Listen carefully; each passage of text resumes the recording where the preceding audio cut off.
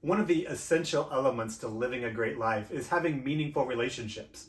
We all need other people in our life, whether that's our spouse, our partner, our kids, our friends, our coworkers. We need relationships. But the challenge is that in every relationship where we long to have influence, where we long to make an impact, there's a natural barrier. And that natural barrier is our own self-preservation. We're worried more about ourselves than the other person.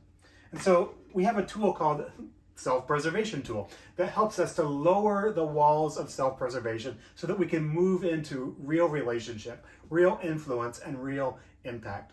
And the way we begin to lower the wall of self-preservation is through three questions. And I want to share those questions with you today. The first question is, what am I afraid of losing? What am I afraid of losing? In this relationship, if I just tell the truth, what am I afraid of losing? Am I afraid of losing respect?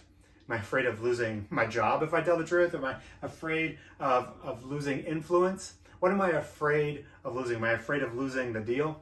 Am I afraid of losing my own preference for where we go on vacation? All kinds of answers to this question. What am I afraid of losing? One thing we learn with this tool, though, is that the more I try to hold on to what I'm afraid of losing, the more likely I am to lose it. When we let go of our self-preservation and name the things we're afraid of losing, it brings a new level of authenticity and transparency to our relationships. What am I afraid of losing is the first question. The second question is, what am I trying to hide? What am I trying to hide? Maybe I'm trying to hide that I don't know the answer to the question that you're asking me. Maybe I'm trying to hide that I made a wrong decision with the money. Maybe I'm trying to hide that I don't have a plan for the next season of my life. Whatever it is that you're trying to hide, when we're trying to hide things, it keeps us from having an authentic and meaningful relationship. It lowers our sense of influence with other people. So what am I afraid of losing? What am I trying to hide? And the third question, what am I trying to prove? What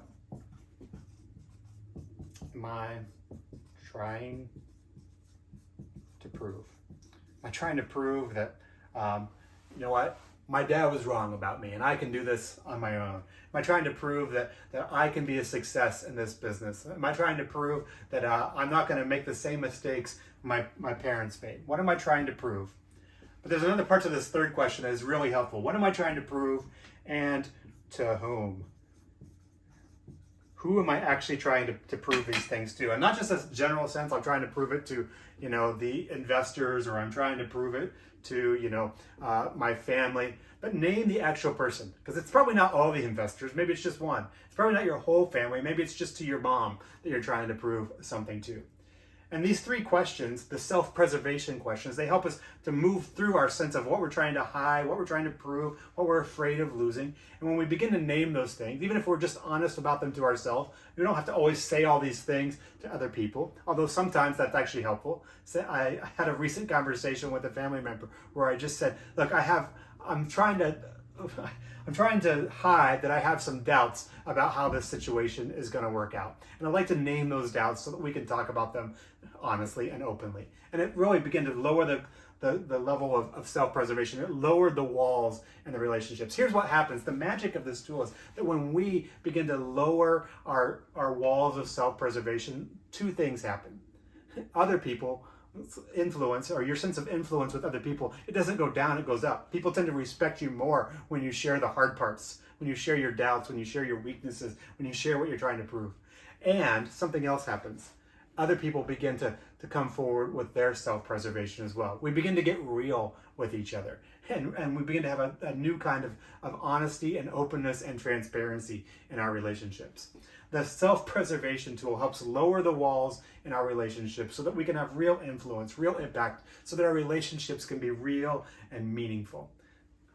Which one of these questions would be most helpful to you today? What am I afraid of losing? What am I trying to hide? What am I trying to prove? And to whom? Take a moment and think about those questions and push through your own self-preservation today. Maybe it's just have a conversation with yourself, but maybe even for bonus points today, you could have that conversation with another person.